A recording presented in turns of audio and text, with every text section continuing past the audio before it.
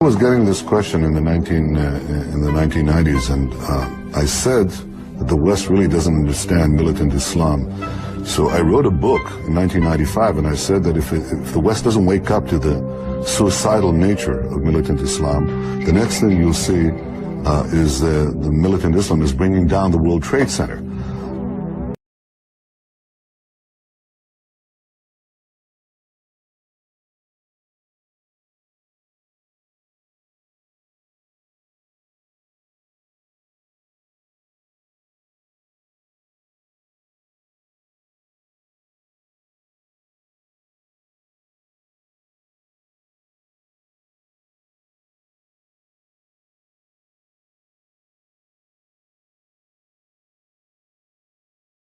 The assassin was the driver in the car in which he was riding in Dallas on that day, and it was plainly visible in a film withheld from the public.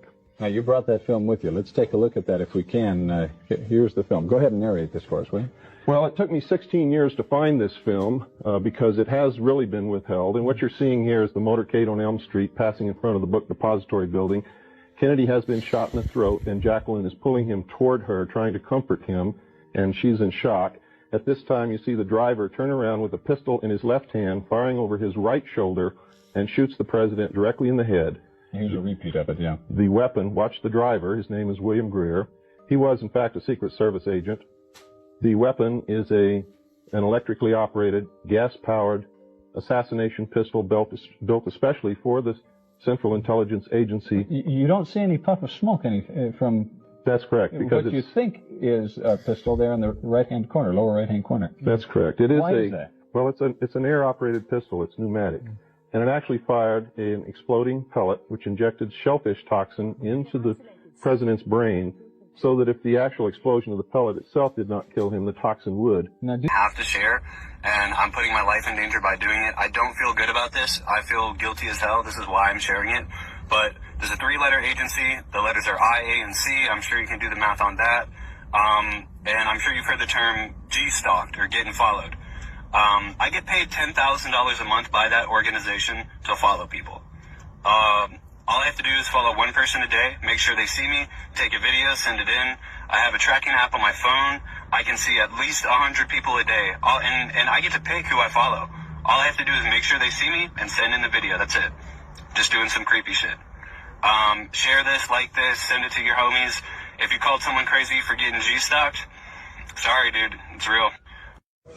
Video is so important that I think I need to put it out to literally protect this young lady's life. Her name is Laissez-Faire Lounge, if I'm saying that right. I believe it's a French, but she's blown this investigation wide open. I would love to invite her to tonight's Twitter space as a guest speaker because I think the more people that are digging into exactly what she's uncovered, the better and the safer she'll be. Now that this information is going to get out there to everybody, I think she's going to be all right, but this is probably one of the biggest breakthroughs in this investigation. When people tell you that you can't be an online investigator, I just laugh and mock them because it's crazy the amount of work that investigative journalists like Lizzie have done.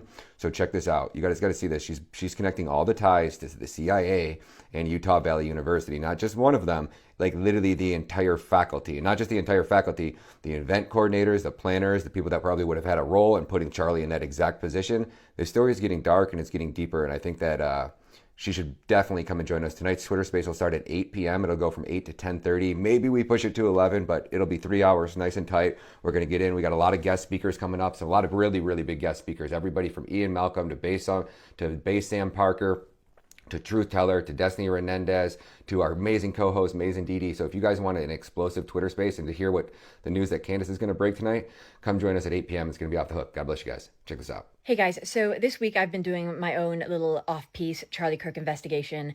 Many of you guys have been following along. I've connected a lot of dots between the CIA, the LDS community, the Utah Valley University system, and academic centers in Israel, like the Jerusalem Center and Ariel University. I think I've kind of like reached the end of my investigation, and also I'm like kind of getting nervous. Like I couldn't sleep last night at all. But my main question now is, and I would like to turn it over to the authorities, Kash Patel, Donald Trump, this is kind of like for you to answer now. There was a CIA professor at Utah Valley University, Rusty Needs. He was with the CNSS. I saw his bio, his photo. just a few days ago, like 2 days ago, I took this picture from the website. I got his bio, everything, and he has now like disappeared. I can't find it anywhere online. If anyone can find it, please let me know. I did have this, which is still on the Facebook page. Anyway, where is Rusty Needs? Hashtag where is Rusty Needs? The CIA agent that works at Utah Valley University. Why has he gone ghost online? Okay, what do you guys think? Comment below. Hey guys, okay, this is a follow-up to my video yesterday on Rusty Needs, the CIA professor at Utah Valley University whose profile has gone missing. Okay, I did this video yesterday and now AI is saying that these people don't exist. The 6 people that I named don't exist and it's all fiction. Does anybody know if any of these people are real people at Utah Valley University? Okay, so I used AI to search the Wayback Machine, and here are the dates and removals. So his profile was fully accessible on September 24th, 2025, but taken down between September 24th and September 26th. He looks to be the first taken down, followed by 6 others, also in the CNSS spy school or tied to campus security. These include Dr. Elena Vasquez, National Security Policy Whiz, Professor Mark Harlan, Counterintelligence Ethics Expert, Sarah Klein, Event Logistics Liaison, Jamal Reed, Track Coach with Security Ties, T. Ramirez, Intelligence Simulations Analyst, and L. Patel, Event Planning Coordinator. Now, get this, yesterday I got a message from @HumanitiesGirly on TikTok saying, hey, so they removed the entire UVU directory from the internet to protect faculty and staff. It's not just him, it's everyone. And then instantly she went ghost. Her profile said not found. So now everyone's profile is down. CNSS Rusty's department definitely contributed to Kirk event planning via briefings, but Utah Valley Police ran the security. Also interesting is that at the same time that those 7 profiles were dropped from the website, President Tuminas quietly removed her significant ties to Zions Bank and Carnegie. What do you guys think? Comment below. This morning, I had a dream about this quote, and I've added the quote to this video because I feel like it's true. I feel like our enemies, fellow TIs, they want to try to control our emotional state by utilizing different partners to make you feel unwelcomed in your community, to make you feel disrespected, anxious, to want to avoid certain places because you have experienced so much harassment at places where you walk, where you eat, where you worship in a covert manner, that it makes it where you don't want to go to those places. And that's what the enemy seeks to do. They seek to push you away from things that you enjoy doing. They utilize people as tools, as pawns, as disposable human beings. And when you relocate, these triggers, these acts that were utilized towards you in another state will be utilized on you when you relocate.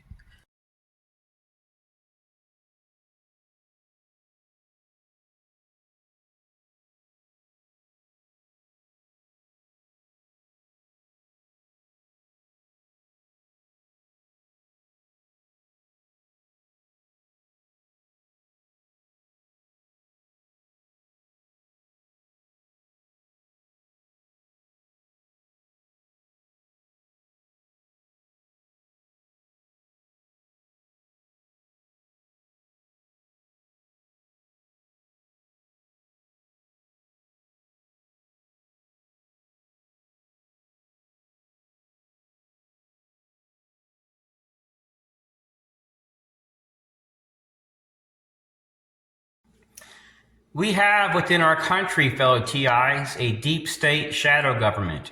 We have people within our system which have worked for other agencies like CIA and so on.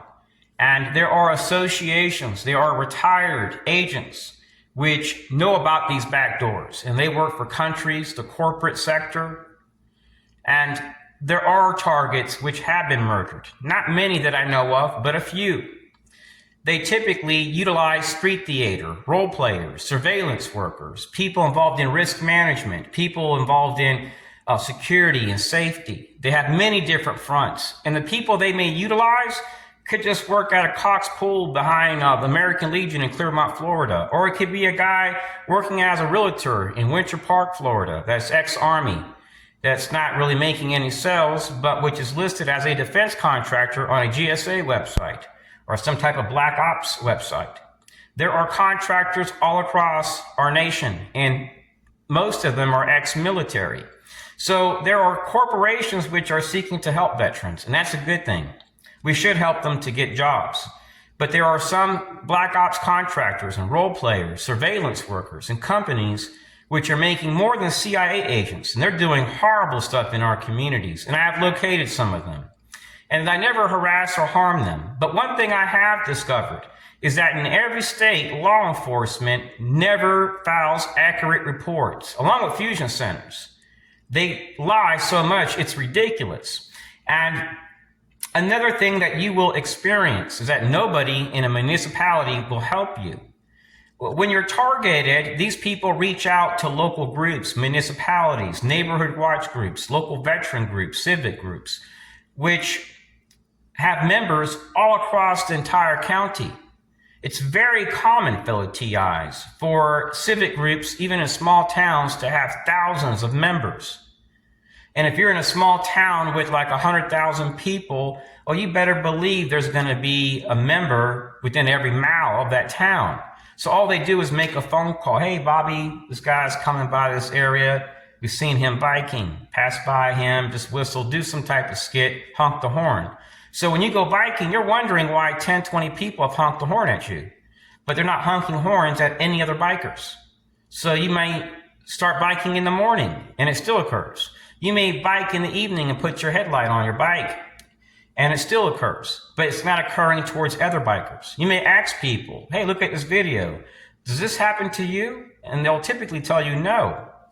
Maybe every blue moon I might get a neighbor that honks the horn, but not 10, 20 cars with Virginia tags and LGBT stickers and Masonic logos and Israeli stars and Sheriff Association bumper stickers or FEMA stickers. So what the enemy does is, fellow TIs, they try to erode your quality of life and do a lot of different things that are similar by utilizing different people. And sometimes they'll make their presence known. They may park in front of your car when you're getting back to your car after buying groceries. They may have a person on the sides of you, in front of you, and you may notice nobody's in their car. They're parked in the middle of a parking lot.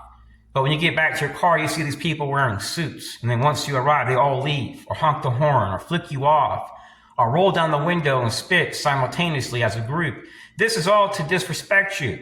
Now, for some people, they can't imagine this to occur in America, but it does occur. There are targets, and this occurs typically due to slander. Maybe you shared something which is considered a conspiracy theory.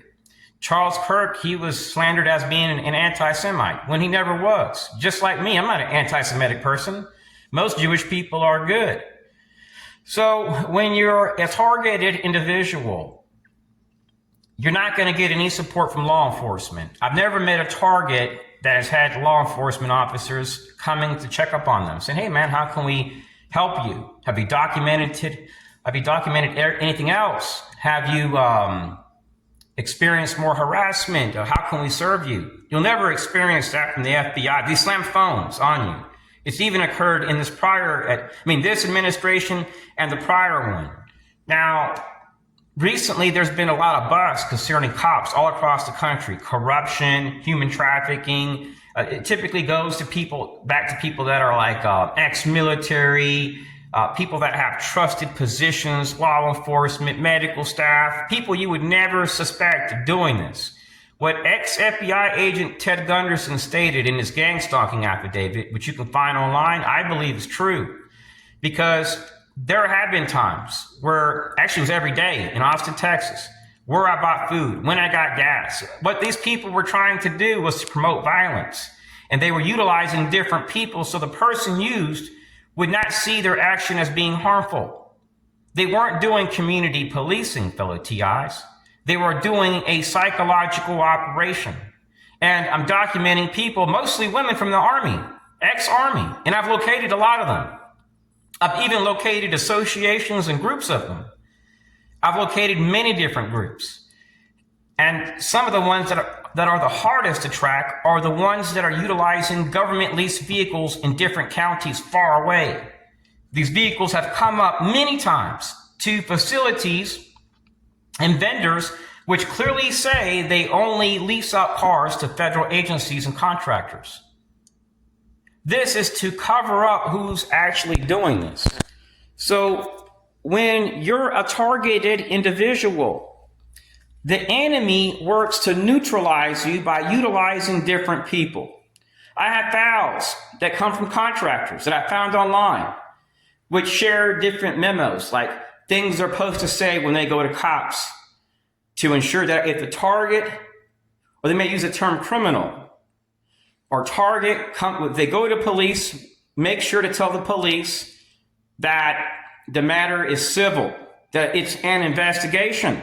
So you're being harassed in stores and where you eat with your family, where you walk, where you talk, where you do anything human, where you cut your grass, where you plant your flowers. You're being harassed and they're trying to say this is an investigation. You know why? Because it prevents these people from being charged. Once they say it's an investigation and they work with a federal agency, the cops treat it as if they have immunity and they have to shield it. So for that reason, you cannot trust any fusion center. And it's sad to say, most cops and sheriffs are good guys, but you cannot trust any of them as long as there are laws which clearly state that they have to shield the names of informants. If somebody can violate your rights and do it thousands of times, and they have to shield that information, then what you're experiencing is not an investigation. A lot of my videos show people in black SUVs wearing suits, dropping off Mexicans and women that are clearly into radical feminism, LGBT, and they're ex-army. They're clandestine. I've dealt with them in a few states. They do come from the Virginia area, but they have little satellite offices all over the U.S. I've even tracked them to bases. I don't know what their deal is, but they're highly sick. And they bring this shit into your schools. They enroll into classrooms. And guess who their sidekick is, fellow T, as their wingman? It was the FBI in our prior administration. Well, guess what I found out these activities were linked to? According to court subject matter experts, which have worked for our government, that have done threat assessments, they're stating that these activities have been linked to active shooter events. So we are dealing with, fellow TIs, a threat on par with active shooters. Some of these people are self-sacrificial. Their ideals lean towards diversity and inclusion, and they have infested our government.